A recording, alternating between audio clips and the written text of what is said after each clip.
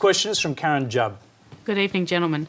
Christopher Pyne, you once said that the quality of a teacher is the most... I couldn't see you, that's all right. Coming around. The quality of a teacher is the most significant predictor of student outcomes apart from family background, and increasing teacher effectiveness outweighs the impact of any other school education program or policy. I want to know, what is your definition of a quality teacher? And as a teacher with 15 years experience, what am I supposed to achieve to be considered a quality teacher? And how do you intend to increase and fund my effectiveness? Well, I think the measure of a very good teacher is a teacher who has been given every opportunity to give their students the opportunity to reach their full potential. So I think a great teacher should have time in their class to actually teach, that we shouldn't assume that because there is a captive audience of students and a cohort of teachers who can teach them, that we should put social programs through schools. I want to give you the opportunity, if we get elected, to have the time to teach your students the English, the history, the geography, the maths that you want to teach them, the basic skills, impart the knowledge that you must have as a 15-year teacher of great experience to your students so that they can fly and reach their full potential. I think you should be paid more to reflect the fact that you've got more experience than many other teachers in your school, and I want to give you every opportunity to reach your full potential through professional development. Peter Garrett. Well, look, I've just got to quote the Australian Financial Review, where Mr Pyne says that between 5 and 15% of students are not up to scratch, and so they should be managed out of the system. I beg your pardon, Not what teachers. I said at all, actually. Well, it's here in writing in inverted commas. What we need is for underperforming teachers to be managed out of the system. I finished my quote. But here's the point. Under the National Plan for School Improvement, we would build on the existing $500 or so million that we've put into the Teacher Quality National Partnership, and all the big reforms that we've seen over the last couple of years, national standards for teachers, qualifications for principals, and the announcement that we made today about teacher training and teacher quality all go together to recognise that teachers do need additional support, do need additional opportunity, particularly when they come into school for the first time, to have that support, that mentoring, and that will cost money in order for them to be as effective as they can be. Now, these are the policies that this government has had underway for years now. They are the policies that will be part of a national plan for school improvement. They will require extra investment. We're committed to make that extra investment happen, and we want the states to come along with their fair share. We'll take our next question as a follow-up question. You'll have 30 seconds each to respond to it. It's from David Hope, Vice President of the New South Wales P&C Federation. Thank you, Tony. This is a follow-up from the last question because it's about the quality of teachers. There's an often unspoken question about those teachers that don't reach the required quality and who perhaps they're only 5 to 15% as it was said then, or it could be less. But this is the bane of parents, fellow teachers, and it's particularly bad for the students that have That's going to be your question then. Teachers. So the question is, what can we do about those bad teachers? Christopher Pyne. Well, I think it's common sense that in every profession, whether it's dentists, whether it's doctors, even lawyers, teachers, others, that if there are people in the profession who are not up to standard that people expect, that the consumer expects, and in the case of teachers, it's parents and students, then they should either be given the professional development that's needed to get them up to scratch, which is my preference, but if they still cannot be made to be the quality that the education departments or the systems want, then obviously they are managed out of the system. That's what happens now. Even the New South Wales Teachers Federation allows teachers to be managed out of the system that are not performing at a higher quality. Quality teaching is so important, students shouldn't be left without a quality teacher because we haven't got the political will to make good decisions. Peter Garrett. Well, look, I'm a strong supporter of teachers in our schools, and what Mr Pyne's previously said is that about 40,000 of them should be managed out of the system. Not what there was no science behind that assessment on his part. Exactly what I just said to that fellow. But on teacher quality generally, and the point that you raised, it's a good one.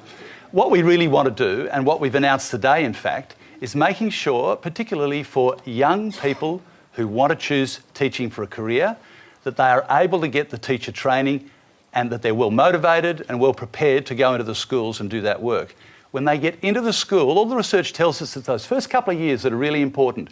So what we're saying under the national plan, provide more opportunities for preparation for lessons, make sure that there's mentoring in place to wrap up there. and an evaluation under an assessment framework as well for those teachers so they can get their effective teaching going from day one. Our next question is from Tamara Smith.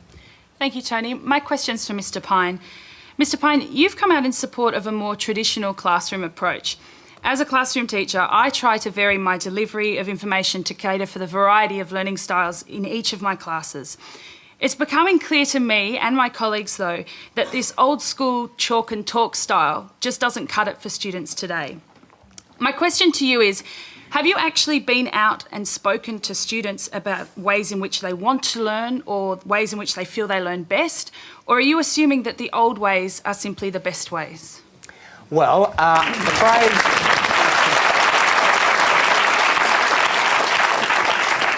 the phrase chalk and talk has never passed my lips, but you wouldn't know that if you read the newspapers, but it's not a phrase I've ever used in my life. So you have to understand, in terms of politics and the media, they like very simple messages, but there's a lot of nuance in education.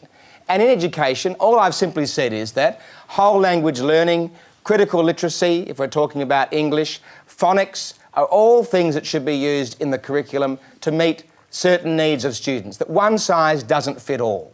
And what I've said is that in the rush to do away with the old teaching styles, the traditional teaching styles like phonics from the 70s until today, we have in some instances done the wrong thing by our students. And for example, in many respects, when we have remedial classes for students who are finding literacy difficult, when we have remedial classes for them, we teach them through phonics. So phonics must have a place in our curriculum.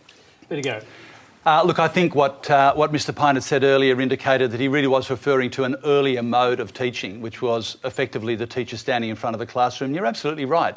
It's certainly not the way many teachers teach in their classes today. That doesn't mean, by the way, that some forms of direct instruction and learning aren't appropriate in a classroom. Hear, hear. But the modern classroom is a place which requires some flexibility in terms of the way teachers best teach their students. And one of the things that I really love seeing when I go to schools is the way in which teachers in schools apply the extra resources for the National Partnership. Say, for example, to get a literacy coach in with the kids, working with some of those kids that need a bit of work in small groups in one corner, whilst other work of an instructional nature is happening in another corner. I mean, the fact is that modern schooling is not about a discussion about values. It's not about masquerading behind the spin of what we think should or shouldn't happen, like it was good in the old days and now it's not so good. It's about recognising that it's a multifaceted task for teachers. We've got to equip them well to do the job, and they will choose the best techniques in the classroom depending on the calibre and the basis of the kids in front of them. Okay, as I said, we've got a lot of questions. We're going to keep moving. Our next question is from Danny Dixon. Going to school all for a kid with disability is pretty tough. I've been bullied too much, and sometimes I overreact and get into trouble. Many teachers and kids don't understand much about disability, and it is just plain terrible when someone calls you a retard.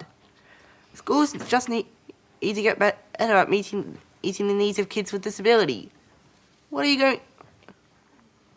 But overview, what are you going to do to make things better for kids with disability going to school?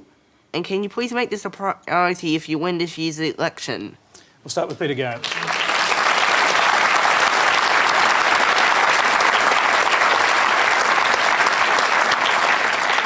Well done, Danny. Thank you. Yeah, thank you for the question, Danny. Look, big difference between us and the Coalition on this. We've already provided an extra $200 million, which will go towards assisting people with disabilities. And under the Gonski model, under the new plan, there would be a loading for disability. We know what an important issue it is, and we know how challenging it is for families as well. And we've got that commitment to go out over time, and we're already providing support for around 36,000 students with disabilities in our schools. But we don't believe in a voucher system, and we don't believe in limiting the resources to kids with disabilities to the small numbers that the Coalition have proposed. What we say is that classrooms and teachers will need to be provided with extra resources to help them teach effectively kids with disabilities in the classroom, And we need to have a national standard and a definition for disability, and we're committed to that being a part of the model in the future. Christopher Pyne. Well, Danny, I don't think there's any room to play politics with children with disabilities in schools. So I'm not going to say there's a big difference between the Coalition and Labor on this issue. I think that there should be a bipartisan approach between Labor and Liberal on children with disabilities or learning difficulties. I have 4 children, 2 of which have learning difficulties, and I think that there should be a sector-blind approach, which means that whether you are in a non-government school or a government school, you should get the support equally that the government can provide to give you the best opportunities to be a fully functioning member of our society and our community. That is my commitment. I'm happy to work with Peter Garrett or anybody else to make that happen. Thank you. That's pretty much our first hint of bipartisanship.